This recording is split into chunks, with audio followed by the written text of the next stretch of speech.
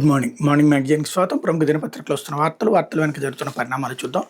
ఈనాడు చూస్తే మెరిసిన తెలుగు ప్రతిభా పద్మాలు అంటూ డాక్టర్ నాగేశ్వర రెడ్డికి పద్మవిభూషణ్, బాలకృష్ణకి పద్మభూషణ్ అవార్డులు ఇచ్చినటువంటి పద్మశ్రీ అవార్డులు మిరియాల అప్పారావు, మాడుగుల నాగఫణి శర్మలకు పద్మశ్రీ అవార్డులకు సంబంధించినటువంటి వార్తని హైలైట్ చేశారు. అయితే ఆంధ్రప్రదేశ్ రాజధానిగా అమరావతికి చట్టబద్ధత, విభజన చట్టంలో సవరణకు అవకాశం ఉందని పరిశీలిద్దాం.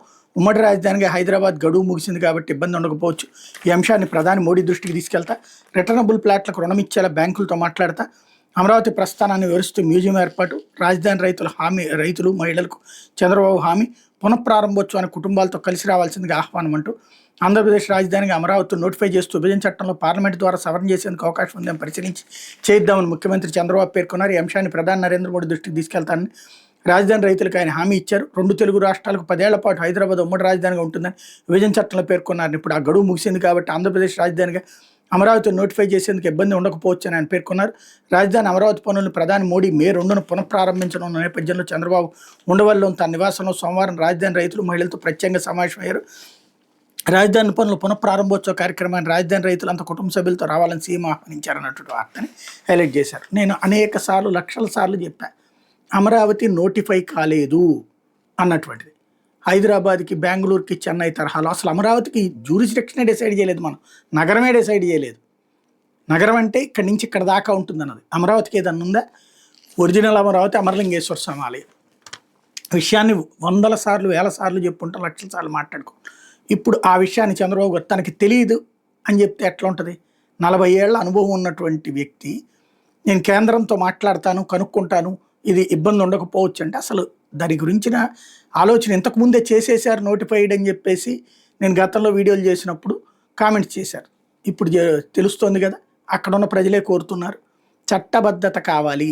అది ఇక్కడ మిస్ అయింది. అయితే మున్సిపల్ ఉప ఎన్నికల్లో కూటమి విజయ పతాక, విశాఖ గుంటూరు మేయర్లుగా శ్రీనివాసరావు, రవీంద్ర ఎన్నిక, కూటమి ఖాతాలో కుప్పం, తుని, పాలకొండ చైర్పర్సన్ స్థానాలు, పలు చోట్ల వైకాపా సభ్యులు గైర్హాజరు. రాష్ట్ర వ్యాప్తంగా పలు పట్టణ స్థానిక సంస్థలు, నగర మేయర్, మున్సిపల్ నగర పంచాయతీల చైర్పర్సన్, వైస్ చైర్పర్సన్ స్థానాలకు సోమవారం జరిగిన ఉప ఎన్నికల్లో ఎన్డీఏ పార్టీలు విజయం సాధించే. విశాఖపట్నం, గుంటూరు కార్పొరేషన్ల మేయర్ స్థానాలపై తెలుగుదేశం పార్టీ జెండా ఎగరేసింది. 2 చోట్ల ఆ పార్టీ కార్పొరేటర్లు మేయర్గా ఎన్నికయ్యారు. విశాఖలో మేయర్ ఎన్నిక ఏకగ్రీవమైంది. గుంటూరులో కూటమి వైకాపా అభ్యర్థులు పోటీ పడ్డారన్నటువంటి వార్తని హైలైట్ చేశారు. ఇక్కడే విచిత్రం ఏంటంటే, దిగజారుడు జర్నలిజానికి పరాకాష్ట. ఇప్పుడు ఏమన్నా ఎన్నికలు జరిగి ఆ ఎన్నికల్లో కార్పొరేటర్లు ఆ పార్టీల తరపున గెలిస్తే దాన్ని విజయ పతాక అంటారు. అక్రమంగా అడ్డదారిలో వేరే పార్టీ తరపున గెలిచిన వాళ్ళని ఇటు పక్కకి తీసుకుంటే దాని ద్వారా బెదిరించి, లేకపోతే బతిన్లాడి, లేదంటే ధనం ప్రలోభాలు చూపించి వాళ్ళని పార్టీలోకి చేర్చుకుని తీసుకుంటే ఆ పదవులు, అది విజయ పతాక ఎట్లయిందో మరి ఈనాడు లాంటి పత్రికకి దిగజారిపోతున్నటువంటి ప్రమాణాలకి, జర్నలిజం ప్రమాణాలకి ఇది సజీవ సాక్ష్యం అవుతుంది. లేకపోతే సైనిక సన్నద్ధతపై కీలక భేటీలు, ప్రధాని మోడీతో రాజ్నాథ్ 40 నిమిషాల పాటు చర్చ. అంతకుముందు త్రివిధాళాధిపతితో రక్షణ మంత్రి మంత్రాలు. సరిహద్దుల్లో 4వ రోజు పాక్ సైన్యం కాల్పులు. ధీటుగా ప్రతిస్పందిస్తూ తిప్పికొడుతున్న భారత ఆర్మీ. మా దేశ ఉనికికి ముప్పు కలిగితే అణ్వాయుధాలు వినియోగిస్తాం. పాకిస్తాన్ సార్వభౌమాధికారం పరిరక్షణకు మద్దతు చైనా. సమస్యను సామరస్యంగా పరిష్కరించుకోండి అమెరికా. పాల్గాం ఉగ్రదాడితో భారత్ పాకిస్తాన్ మధ్య రాజుకున్న ఉద్రిక్తతలు కొనసాగుతూనే ఉన్నాయి. సరిహద్దుల్లో నియంత్రణ రేఖ వెంట వరుసగా 4వ రోజు పాక్ సైన్యం కవ్వింపులకు పాల్పడింది. కొత్తగా పూంచ్ సెక్టార్లో భారత సైనిక శిబిరాలపై కాల్పులు జరిపింది. వీటిని భారత్ సమర్థంగా తిప్పికొట్టింది. పహల్గాం ఉగ్రదాడిపై ఎలా ప్రతిస్పందించాలనే దానిపై కేంద్ర ప్రభుత్వ స్థాయిలో విస్తృత మంత్రాలు జరుగుతున్నాయి. అటువైపు పాకిస్తాన్ కూడా వ్యూహాల నిమగ్నమైంది. తుర్కీ నుంచి సైనిక రవాణా విమానాలు ఇస్లామాబాద్కి చేరుకున్నాయి. సార్వభౌమాధికారం పరిరక్షణలో పాకిస్తాన్కి అండగా ఉంటామని చైనా ప్రకటించింది. సమస్యకు సామరస్యంగా పరిష్కరించుకోవాలంటే అమెరికా సూచించింది అన్నటువంటి వార్తని హైలైట్ చేశారు. అయితే ఓటీటీల్లో అశ్లీల ప్రసారాల ఆందోళనకర. విచారణ సందర్భంగా సుప్రీంకోర్టు వ్యాఖ్య, కేంద్రానికి నోటీసులు జారీ. ఓటీటీ వేదికలు, సామాజిక మాధ్యమాలు విశృంఖల లైంగిక దృశ్యాలతో కూడిన అశ్లీల ప్రసారాలు ఎంతో ఆందోళన కలిగిస్తున్నాయని సుప్రీంకోర్టు సోమవారం పేర్కొంది. ఆయా వేదికలపై లైంగిక విచ్చలవిడితనంతో కూడుకున్న ప్రసారాలను నిషేధించాలని దాఖలైన పిటిషన్పై సమాధానం చెప్పాలని కేంద్ర ప్రభుత్వానికి ఇతరులకు నోటీసులు జారీ చేసింది. ఈ విషయంలో శాసన నిర్మాణ వ్యవస్థ, పార్లమెంట్, శాసనసభ లేదా కార్యనిర్వాహక వ్యవస్థ చర్యలు తీసుకోవాలని justice B R Gavai, justice Augustine, justice మనీహుల ధర్మాసనం ఆదేశించింది అన్నటువంటి వార్తల్ని హైలైట్ చేశారు. లేకపోతే సార్లకు సమయం లేదు. 480 కేంద్రాలు ఇప్పటికే ప్రారంభంగానే కుట్టు శిక్షణ. అధికారులు సంప్రదిస్తున్న దాటవేస్తున్న ఎమ్మెల్యేలు, మహిళలు ఎదురుచూపులు. దేవుడు వరం ఇచ్చిన పూజారి కనికరించినట్టుంది కొంతమంది ఎమ్మెల్యేల తీరు. బీసీ, ఈడబ్ల్యూఎస్ వర్గాలకు చెందిన మహిళలకు ఉద్దేశించిన ఉచిత కుట్టు శిక్షణ కేంద్రాలు ప్రారంభించేందుకు వాళ్ళకి సమయమే దొరకడం లేదు. రాష్ట్ర స్థాయిలో టెండర్ల ప్రక్రియ పూర్తి 175 నియోజకవర్గాల పరిధిలో సుమారు 680 శిక్షణ కేంద్రాలు ఏర్పాటు చేసి 20 రోజులు గడుస్తున్నాయి. ఇప్పటికీ ఇంకా 480 చోట్ల శిక్షణ ప్రారంభం కాలేదు. శిక్షణ ప్రారంభించాలని కలెక్టర్లు ఎమ్మెల్యేలను సంప్రదిస్తున్న రకరకాల కారణాలు చూపి సమయం ఇవ్వకుండా దాటవేస్తున్నారు. కొన్ని ప్రాంతాల్లో తాము చెప్పిన ఎన్జీఓలకు కుట్టు శిక్షణ అందించే బాధ్యతలు అప్పగించాలని ఎమ్మెల్యేలు ఒత్తిడి చేస్తున్నారు. ప్రధానంగా శ్రీకాకుళం, పార్వతీపురం, మన్యం, గుంటూరు, వైఎస్ఆర్, కడప తదితర జిల్లాల్లో ఈ పరిస్థితి ఎక్కువగా ఉంది. దీంతో ఏం చేయాలో తెలియక అధికారులు తలలు పట్టుకుంటున్నారు. మన రాజకీయ పరిపాలన అంటే ఇట్లాగే ఉంటుంది. అధికారుల చేతికి అప్పచెప్తే వాళ్ళు ఈ పాటికి సెట్ చేసేవాడు. అధికారులకు కాకుండా ప్రతి దాంట్లో రాజకీయ స్వార్థమే కావాలి అనుకుంటే క్రమంగా చివరికి ప్రజలకు దూరం అయ్యేటటువంటి పాలన నడుస్తోంది. లేకపోతే అమెరికా వెయిట్ అండ్ సీ అంటూ ప్రాంగణ నియామకాల్లో కొలువులు దక్కిన మాస్టర్ ఆఫ్ సైన్స్ చేయడానికి అమెరికానే గమ్యస్థానమని కలగని వేల మంది తెలుగు రాష్ట్రాల ఇంజనీరింగ్ విద్యార్థులు ప్రణాళికలు మార్చుకున్నారు. అగ్రరాజ్యంలో పరిస్థితులు సానుకూలంగా లేవని నిర్ణయానికి వచ్చి మన విద్యార్థులు తాత్కాలికంగా ప్రత్యామ్నాయ మార్గాలు వెతుకుతున్నారు. ఫలితంగా అమెరికాలో వచ్చే ఆగస్టు, సెప్టెంబర్లో తరగతులు మొదలయ్యి ఫాల్ సీజన్కి వెళ్లే విద్యార్థుల సంఖ్య సగానికి పైగా తగ్గనుందని నిపుణులు అంచనా వేస్తున్నారు. ఉన్నత విద్యకు విదేశాలకు వెళ్లే ప్రయత్నాల్లో ఉన్న వారితో ఏటా మార్చి నుంచి కిటకిటలాడే కన్సల్టెన్సీ కార్యాలయాలు ప్రస్తుతం వెలవెలబోతున్నాయి అన్నటువంటి వార్తని హైలైట్ చేశారు. లేకపోతే సాక్షి వచ్చేటప్పటికి నిరంతర కోతలు అన్నటువంటి వార్తని హైలైట్ చేసింది. నగరాలు, పట్టణాల్లో నిత్యం గంటల తరబడి కరెంటు కోతలు, గ్రామాల్లో ఎప్పుడు ఉంటుందో ఎవరికి తెలియని దుస్థితి. అనధికారిక విద్యుత్ కోతలతో అల్లాడుతున్న ప్రజలు, ఉక్కపోత అవస్థలు, పొలాలకు నీరందక రైతన్నల అగచాట్లు, వ్యవసాయానికి 9 గంటలు నాణ్యమైన కరెంట్ ఇస్తామని మేనిఫెస్టోలో చెప్పి కనీసం 7 గంటలు కూడా సరఫరా చేయలేక చేతులు ఎత్తేసిన సర్కార్ ఇప్పటికే జనం ఎత్తిన 15,485 కోట్ల ఛార్జీల బాదుడు అయినా విద్యుత్ సక్రమంగా ఇవ్వకుండా ఎడాపెడా కోతలపై సర్వత్రా ఆగ్రహం. గతేడాది ఏప్రిల్తో పోలిస్తే డిమాండ్ దగ్గర అది కూడా సరఫరా చేయలేక కోతలు, వోల్టేజ్ హెచ్చుతగ్గులతో దెబ్బతింటున్న ఉపకరణాలు అన్నటువంటి వార్తని హైలైట్ చేశారు. చంటి పిల్లలతో అల్లాడిపోతున్నాం అంటూ బొబ్బిలి తారక రామకాలానికి సంబంధించి విద్యుత్ కోత వల్ల మేము సక్రమంగా నిద్రపోయి చాలా రోజులైంది, ఏ పని చేసుకోలేకపోతున్నాం, ఒక్కపోత వల్ల చంటి పిల్లలతో అల్లాడిపోతున్నాం, పట్టించుకునే నాదుడే లేడు, విద్యుత్ సరఫరా లేక వీధుల్లో నిరీక్షించాల్సి వస్తుంది అన్నటువంటి వార్తని హైలైట్ చేశారు. కాకపోతే కూటమి ఎత్తు, ప్రజాస్వామ్యం చిత్తు అంటే మున్సిపల్ ఉప ఎన్నికల్లో ప్రజాస్వామ్యం కూని కుప్పం చైర్పర్సన్ గిరి కోసం టీడీపీ బరితెగింపు, ఓటుకి 50 లక్షలు, ఒకరికి మున్సిపాలిటీలో ఉద్యోగం మేర ప్రలోభాలకు లొంగిపోయిన 8 మంది వైఎస్ఆర్సీపీ కౌన్సిలర్లు, 2 కౌన్సిలర్లు ఎన్నికల్లో పాల్గొనకుండా అడ్డుకున్న టీడీపీ, బలం లేకపోయినా కుప్పం చైర్పర్సన్ కుర్చీని లాక్కున్న టీడీపీ, పాలకొండ, గుంటూరు, తుని, విశాఖపట్నం, మాచర్ల, తాడిపత్రి ఉప ఎన్నికల్లోనూ మాయోపాయాలే, అనైతిక విజయంతో కుప్పంలో టీడీపీ శ్రేణుల హంగామా అన్నటువంటి వార్తని హైలైట్ చేశారు. అయితే డొల్ల కంపెనీలతో డీల్ అంటూ ఊరు పేరు లేని కంపెనీలకు ఖరీదైన సర్కారు భూముల ఇది కిక్ బ్యాక్స్ ఒప్పందం కాదా, సోషల్ మీడియాలో కూటమి సర్కారు నిలదీస్తున్న న్యాయ కోవిదులు, రాజకీయ పండితులు, పరిశీలకులు అన్నటువంటి వార్తని హైలైట్ చేశారు. ఏదైతే ఈ వర్సా కంపెనీకి ఇచ్చినటువంటి దాని మీద హైలైట్ చేసుకొచ్చారు. లేకపోతే రాజధానిలో మరిన్ని భూముల సమీకరణ, అమరావతి రైతులతో సమావేశంలో సీఎం చంద్రబాబు అవసరాలకు అనుగుణంగా భూమిని తీసుకోవాల్సి ఉంటుంది, వీటి నిర్మాణంలో భూముల విలువ పెరుగుతుంది, రాజధాని పనుల పునఃప్రారంభ కార్యక్రమానికి రైతులకు ఆహ్వానం, రైతులు రిటర్నబుల్ ప్లాట్లకు బ్యాంకుల ద్వారా రుణాలు, గ్రామకంఠ పరిధిలో పట్టాలేని వారికి పట్టాల మంజూరు, త్యాగాలు చేసిన రైతుల ప్రయోజనాలకు విరుద్ధంగా ఏ కార్యక్రమం ఉండదు అన్నటువంటి వార్తని హైలైట్ చేశారు. లేకపోతే వన్నె తగ్గుతున్న పాలిటెక్నిక్ విద్య, దేశవ్యాప్తంగా తగ్గుతున్న ప్రవేశాలు అంటూ పాలిటెక్నిక్ విద్య వన్నె తగ్గుతోంది. వైపు ఏటికేటికి తగ్గుతున్న ప్రవేశాలు, కళాశాలల అధ్యాపకుల కొరత, ఉపాధి సామర్థ్యాన్ని పెంచడంలో వెనుకబాటు, మరోవైపు కొత్త పంతులు తొక్కుతున్న అధునాతన ఇంజనీరింగ్ కోర్సులు వెరసి పాలిటెక్నిక్ ఉనికి సవాలు విసురుతున్నాయి. పాలిటెక్నిక్ కళాశాలలకు స్వయం ప్రతిపత్తి అటానమస్ హోదా కల్పించేందుకు అఖిల భారత సాంకేతిక విద్యా మండలి ప్రవేశపెట్టిన పథకాన్ని పరిశీలిస్తే విషయం స్పష్టమవుతోంది. ఈ స్వయం ప్రతిపత్తి విధానాన్ని 2 ఏళ్ల కిందట అమలు చేయగా ఇప్పటిదాకా మహారాష్ట్ర, కర్ణాటకలోని 5 కళాశాలలు మాత్రమే అర్హత సాధించడం గమనార్హం అన్నటువంటి వార్తని హైలైట్ చేశారు. లేకపోతే డిప్యూటీ కలెక్టర్ని టీడీపీ కోసం ఎంతో చేశా అంటూ మినిస్టర్ డీల్ చేయమంటున్నారంటూ బెదిరించారు అంటూ నేను టీడీపీ సానుభూతిపరుని, పార్టీ కోసం ఎంతో పనిచేశాయన, భూ వివాదంలో కేంద్ర మంత్రి పెమ్మసాని చంద్రశేఖర్ పిఆర్ఓ మధు బెదిరించారు, అధికారులా కాదు కనీసం మనిషిలా కూడా చూడలేదంటూ డిప్యూటీ కలెక్టర్ వాపోయాడు. ఈ మేరకు ఆడియో కలకడం సృష్టిస్తుంది. సదరు డిప్యూటీ కలెక్టర్ గతంలో తాడికొండ ఎంఆర్ఓగా, కలెక్టర్ కార్యాలయంలో ఏవోగా పనిచేశారు.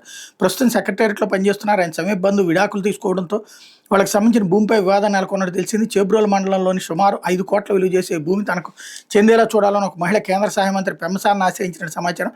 ఆయన ఆదేశాల మేరకు పిఆర్ఓ మధు సదరు డిప్యూటీ కలెక్టర్ని పెమ్మసాని కార్యాలయానికి పిలిపించుకున్నట్టు తెలిసింది. అక్కడ మధు మరో న్యాయవాదితో కలిసి తను బెదిరించారంటూ డిప్యూటీ కలెక్టర్ వ్యక్తితో ఫోన్లో వాపోయారు. నేను 5 ఏళ్లు తాడికొండ ఎంఆర్ఓగా, 2 ఏళ్లు పెదకాకాని, 1.5 ఏళ్లు వినుకొండ ఎంఆర్ఓగా పనిచేశా. తాడికొండలో ఉన్న టీడీపీ యంత్రాంగం మొత్తానికి నేను తెలుసు, టీడీపీకి ఎంత సేవ చేశాను అందరికీ తెలుసు. అక్కడ నేను డిప్యూటీ కలెక్టర్ కాకపోయి ఉంటే టీడీపీ నాయకులు నన్ను ఎంఆర్ఓగా అక్కడికి తీసుకెళ్లి ఉండేవాళ్ళు. శ్రావణ్ కుమార్ నా గురించి చెప్తారు. జీవి ఆంజనేయులు నర్సరావుపేట ఆర్డీఓగా నన్ను చేయాలని ఎన్నోసార్లు లోకేష్ని అడిగారు. నన్ను ఎక్కడా ఎవరు అగౌరవపరచలేదు. కానీ మధు పెమ్మసాని పిఆర్ఓ ఛాంబర్లో కూర్చోబెట్టి వ్యంగ్యంగా మాట్లాడారు. మినిస్టర్ గారు ఉంటే ఇలా ఉండేది కాదన్నాను నేను, కానీ మినిస్టర్ డీల్ చేయమన్నారంటూ పదే పదే బెదిరించారు. దీంతో నేను ఆ వారమంతా మెంటల్గా డిస్టర్బ్ అయ్యాను. నా హోదా గౌరవం ఇవ్వకపోగా కనీసం మనిషిలా కూడా చూడలేదని డిప్యూటీ కలెక్టర్ ఆవేదన వ్యక్తం చేశారు. వాస్తవానికి ఈ ఘటన జరిగి చాలా రోజులైంది, కానీ డిప్యూటీ కలెక్టర్ ఆడియో తాజాగా వైరల్ కావడంతో స్థానికంగా కలకలం రేగింది. కేంద్ర సహాయ మంత్రికి తెలియకుండా ఒక చిరుద్యోగి డిప్యూటీ కలెక్టర్ స్థాయి వ్యక్తిని బెదిరించే అవకాశం లేదని, అంతా ఆయనకి తెలిసే జరిగిందంటూ ప్రచారం జరుగుతుంది. ఈ ఆడియో టేప్ కలకలం సృష్టించడంతో వివాదాన్ని సద్దుమణిగేలా చేసేందుకు పలువురు రంగంలోకి దిగారు. పెమ్మసానికి తెలియకుండా జరుగుతుందని ఆయన సోదరుడు మీతో మాట్లాడతారని, విషయాలు మరెక్కడా బయట పెట్టద్దని డిప్యూటీ కలెక్టర్ని కోరారు. ఆడియోలను వాయిస్ తంది కాదని చెప్పాలంటూ డిప్యూటీ కలెక్టర్పై ఒత్తిడి తెచ్చిస్తున్నట్టు సమాచారం అన్నట్టు వార్తని హైలైట్ చేశారు. అయితే సరిహద్దుల్లోనూ ఇంత ఉద్రిక్తత లేదు. వైఎస్ఆర్సీపీ ఎంపీ మిథున్ రెడ్డి ముందస్తు బెయిల్ పిటిషన్పై సుప్రీంకోర్టు వ్యాఖ్య. వైఎస్ఆర్సీపీ ఎంపీ పివి మిథున్ రెడ్డి ముందస్తు బెయిల్ విషయంలో ఉన్నంత ఉద్రిక్త సరిహద్దుల్లోనూ లేదని సుప్రీంకోర్టు వ్యాఖ్యానించింది. ఏపీ మద్యం అమ్మకాల వ్యవహారంలో తనకు ముందస్తు బెయిల్ మంజూరు చేయాలంటూ మిథున్ రెడ్డి దాఖలు చేశారు పిటిషన్ న్యాయమూర్తులు జేబీ పార్దీవాలా, జస్టిస్ ఆర్ మహదేవల ధర్మాసనం సోమవారం విచారించింది. ఈ సందర్భంగా ఇరుపక్షాల తరపున సీనియర్ న్యాయవాదులను ఉద్దేశించి జస్టిస్ పార్దీవాలా ఆసక్తికర వ్యాఖ్యలు చేశారు. ప్రభుత్వం పక్షాన ముకుల్ రోహిత్గి, సిద్ధార్థ లోద్రా, పిటిషనర్ పివి మిథున్ రెడ్డి తరపున అభిషేక్ మను సింఘ్వి, ఎస్ నిరంజన్ రెడ్డి వాదనలు వినిపించారు. ప్రభుత్వం దాఖలు చేసిన కౌంటర్కు రిజైండర్ దాఖలు చేయడానికి తమకు 2 వారాల సమయం కావాలని సింఘ్వి కోరారు. అప్పటి వరకు కేసు విచారణ చేపట్టదని విజ్ఞప్తి చేశారు. కౌంటర్ దాఖలు చేయడానికి ప్రభుత్వానికి ధర్మాసనం 3 వారాల పాటు గడువు ఇచ్చినప్పటికీ బెయిల్ పిటిషన్ని రోహిత్గి వ్యతిరేకిస్తున్నారు. ధర్మాసనం దృష్టికి తీసుకెళ్లారు. తమ కౌంటర్ అఫిడవిట్ ఇవ్వకుండా ప్రభుత్వం తరపున న్యాయవాదులు ముందస్తు బెయిల్ను వ్యతిరేకించడం ఎంతవరకు సమంజసమని ప్రశ్నించారు. ఇరుపక్షాల వాదనలు విన్న ధర్మాసనం వ్యవహారంలో పిటిషనర్ మిథున్ రెడ్డి విచారణాధికారి ముందు హాజరయ్యారు, మిమ్మల్ని ప్రశ్నించారని అడిగింది. ఇప్పటికే విచారణకు హాజరయ్యారని నిరంజన్ రెడ్డి తెలిపారు. అనంతరం మిథున్ రెడ్డి దాఖలు చేసిన ముందస్తు బెయిల్ పిటిషన్ విచారణ సుప్రీంకోర్టు 2 వారాల పాటు వాయిదేసిన తదుపరి విచారణ వరకు ఆయన అరెస్ట్ చేయొద్దని గతంలో ఇచ్చిన మధ్యంతర రక్షణ ధర్మాసనం కొనసాగించింది అన్నట్టు వార్తని హైలైట్ చేశారు. అయిపోతే ఆంధ్రజ్యోతి రాష్ట్ర ప్రగతిపై పగ బుసల కొడుతున్న వైసీపీ విషనాగు, పెట్టుబడులను అడ్డుకోవడమే లక్ష్యం.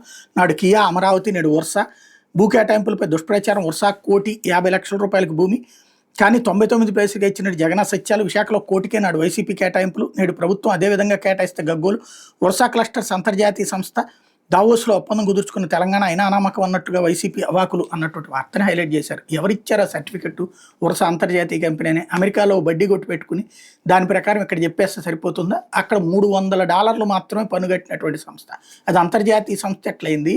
ఆ వెబ్సైట్ ఆ డీటెయిల్స్ ఏదో చూపించచ్చు కదా. ఇంకోటి ఆ జియో కాపీ ఏదో చూపించచ్చు కదా జనానికి, ఎందుకు చూపించట్లేదు? టీసీఎస్ ఏమో 99 బేస్లు అన్నటువంటిది క్యాబినెట్లో తీర్మానించి దీని గురించి ఎందుకు బయటికి చెప్పలేదు?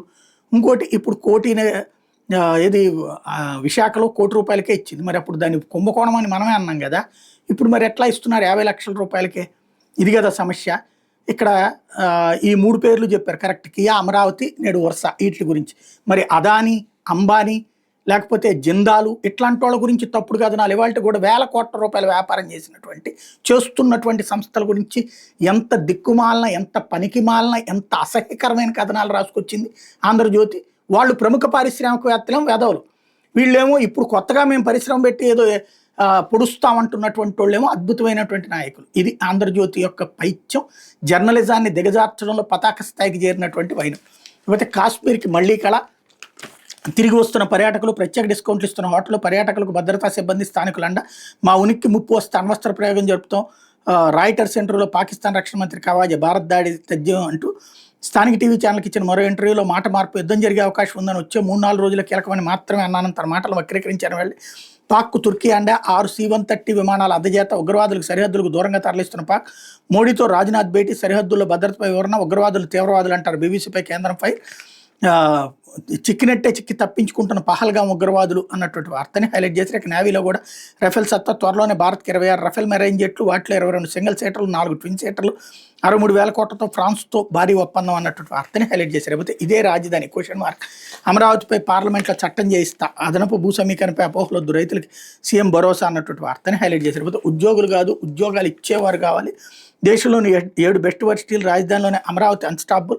క్వాంటమ్ వ్యాలీకి ఏపీని మలుస్తా, విద్యార్థులతో ముఖ్యమంత్రి చంద్రబాబు. వీటిలో 4 బ్లాకులు ప్రారంభించిన సీఎం అన్నటువంటి వార్తని హైలైట్ చేశారు. అయితే బీజేపీ రాజ్యసభ అభ్యర్థిగా పాకా సత్యనారాయణ, సాయిరెడ్డి రాజీనామాతో ఖాళీ అయిన సీటు. భీమవరానికి చెందిన బీసీ నేతకు అవకాశం. ప్రస్తుతం పార్టీ రాష్ట్ర క్రమశిక్షణ కమిటీ చైర్మన్, 45 ఏళ్లుగా పార్టీకి సేవలు, విధేయుడిగా పేరు. నేడు కూటమి తరపున నామినేషన్ దాఖలు అన్నటువంటి వార్తని హైలైట్ చేశారు. లేకపోతే జత్వాని ఎవరో నాకు తెలియదు, కుక్కల విద్యాసాగర్ కూడా నాకు తెలియదు, నేను జిల్లాధికారిని కాదు, దర్యాప్తు అధికారిని, అంతకన్నా కాదు, సిఐడి ప్రశ్నలకు పిఎస్ఆర్ జవాబులు, విచారణకు సహకరించి సీనియర్ ఐపీఎస్, నేటితో పోలీస్ కస్టడీ పూర్తి. ఇంతకీ విచారణకు సహకరించడం అంటే ఏం చేయాలో నాకు తెలుసు, నేనే చేయించాను, జగన్ నాతో చెప్పాడని చెప్తే విచారణకు సహకరించినట్ట. విచారణకు సహకారం అంటే అడిగిన ప్రశ్నలకు సమాధానం చెప్పడం. అలా కాకుండా మనం అడిగిన ప్రశ్నలకి మనం అడిగిన కోణంలో సమాధానం చెప్పితే సహకరించకపోవడం అన్నటువంటి విచిత్రమైనటువంటి వాంగ్మూలాలు ఇప్పుడే నడుస్తున్నాయి. లేకపోతే డిఎస్సిలో గందరగోళం, ఫిజికల్ సైన్స్ టీచర్ పోస్ట్కి బీఎస్సీ అభ్యర్థులకు అర్హతను, సైన్స్ సబ్జెక్ట్ అయిన బీసీఏ వారికి అర్హత, ఉద్యోగార్థుల ఆందోళన అంటూ ఒక కొత్త విషయాన్ని హైలైట్ చేసుకొచ్చారు. లేకపోతే ఏబీవీ క్వాష్ పిటిషన్పై తీర్పు రిజర్వ్ అంటూ హైకోర్టులో ముగిసిన వాదనలు, ఏసీబీ కోర్టు విచారణపై స్టే, నిఘా పరికరాల కొనుగోలు వ్యవహారంలో తనపై నమోదు చేసిన కేసును కొట్టేయాలని కోరుతూ విశ్రాంత ఐపీఎస్ అధికారి ఏబీ వెంకటేశ్వరరావు దాఖలు చేయని పిటిషన్పై సోమవారం హైకోర్టులో వాదనలు ముగిశాయి. ఇరువైపుల వాదనలు ముగియడంతో హైకోర్టు న్యాయమూర్తి జస్టిస్ ఎన్ హరినాథ్ తీర్పును రిజర్వ్ చేస్తున్నట్టు ప్రకటించారు. విజయవాడ ఏసీబీ ప్రత్యేక కోర్టు విచారణపై స్టే విధిస్తున్నట్టు ప్రకటించారు. భద్రత, నిఘా పరికరాల కొనుగోలుకు సంబంధించి తనపై నమోదు చేసిన కేసును కొట్టేయాలని కోరుతూ ఏబీ వెంకటేశ్వరరావు హైకోర్టును ఆశ్రయించారు. ఈ వ్యాజ్యం సోమవారం విచారణకు రాగా సీనియర్ న్యాయవాది బి ఆదినారాయణరావు వాదనలు వినిపించారు. నిఘా పరికరాల కొనుగోలు ప్రక్రియను అప్పటి డీజీపీ ప్రారంభించి కాంపిటెంట్ అథారిటీ హోదాలో డీజీపీ సాంకేతిక కొనుగోలు కమిటీని ఏర్పాటు చేశారన్నారు. డీజీపీ కోరిన మేరకు కమిటీలో సభ్యులుగా సీనియర్ అధికారుల పేర్లను పిటిషనర్ సూచించారన్నారు. పరికరాల కొనుగోలు టెండర్ ప్రక్రియలో పిటిషనర్కి ఎలాంటి పాత్ర లేదన్నారు. కేంద్ర ప్రభుత్వ సంస్థ అయిన స్టేట్ ట్రేడింగ్ కార్పొరేషన్ ఆఫ్ ఇండియాకి నిఘా పరికరాల కొనుగోలు టెండర్ ప్రక్రియను అప్పగించారన్నారు. పరిపాలనా సాంకేతిక కారణాలతో కొనుగోలు నిర్ణయాన్ని డీజీపీ వెనక్కి తీసుకుని టెండర్ను రద్దు చేశారన్నారు. కొనుగోలు ప్రక్రియ నిలిచిపోవడంతో సేవలు అందించినందుకు గాను ఎన్టీసీఐఎల్కి 10 లక్షల రూపాయలు మినహాయించుకున్నారు. తర్వాత ఆ సొమ్మును కూడా వెనక్కి ఇచ్చిందన్నారు. అవినీతి నిరోధ చట్టంలోని వివిధ సెక్షన్ల కింద పిటిషనర్పై నమోదు చేసిన కేసు చెల్లుబాటు కాదన్నారు. ఆంధ్ర, తెలంగాణ మినహా దేశంలోని ఇతర రాష్ట్రాల పిటిషనర్ కుమారుడికి చెందిన ఆకాశం అడ్వాన్స్డ్ సిస్టమ్స్ ఇజ్రాయెల్ సంస్థకు ప్రతినిధిగా వివరించారన్నారు. ఏపీ, తెలంగాణ రాష్ట్రాలు తమకు అనుబంధంగా ఎలాంటి సంస్థలు లేవని ఇజ్రాయెల్ సంస్థ స్పష్టం చేసిందన్నారు. ఈ నేపథ్యంలో కుమారుడికి అనుచిత లబ్ధి చేకూర్చారనే ప్రశ్నే ఉత్పన్నం కాదన్నారు. పిటిషనర్ ఒక్కడే నిందితుడిగా పేర్కొన్నందున ఇతరులతో కలిసి కుట్రకు పాల్పడ్డారనే ప్రశ్నే ఉత్పన్నం కాదన్నారు. ఈ కేసుకి సెక్షన్ 120B వర్తించదన్నారు. ఈ అంశాలను పరిగణలోకి తీసుకుని కేసు కొట్టేయాలని వాదనలు వినిపించారు. ఏసీబీ తరపున స్టాండింగ్ కౌన్సిల్ సీతిరాజు, శ్యామ్ సుందర్ వాదనలు వినిపిస్తూ అధికారులు కేసు దర్యాప్తు పూర్తి చేసి ఛార్జ్షీట్ దాఖలు చేశారన్నారు. ఏసీబీ కోర్టు ఛార్జ్షీట్ని కాగ్నిజెన్స్లోకి తీసుకుని పిటిషనర్కి సమన్లు ఇచ్చిందన్నారు. పిటిషనర్కి అవినీతి నిరోధక చట్టం వర్తిస్తుందన్నారు. వాదనలు ముగియడంతో న్యాయమూర్తి తీర్పును రిజర్వ్ చేశారన్నటువంటి వార్తని హైలైట్ చేశారు. ఇకపోతే పివి సునీల్ సస్పెన్షన్ పొడిగింపు, సిఐడి మాజీ chief PV Sunil Kumar suspension రాష్ట్ర ప్రభుత్వం మరో 4 నెలలు పొడిగించింది. ప్రభుత్వాన్ని తప్పుదో పట్టించేలా విదేశీ పర్యటనకు వెళ్లిన ఆయన అఖిల భారత సర్వీస్ నిబంధనలు ఉల్లంఘించారంటే ఇప్పటికే వేడిపడింది. రివ్యూ కమిటీ సిఫార్సుల మేరకు ఆగస్టు 28 వరకు సస్పెన్షన్ పొడిగిస్తూ సీఎస్ విజయానంద్ సోమవారం ఉత్తర్వులు జారీ చేశారన్నటువంటి వార్తని హైలైట్ చేశారు. ఇది దినపత్రికలో వచ్చిన వార్తలు వెనకాల జరుగుతున్న పరిణామాలు.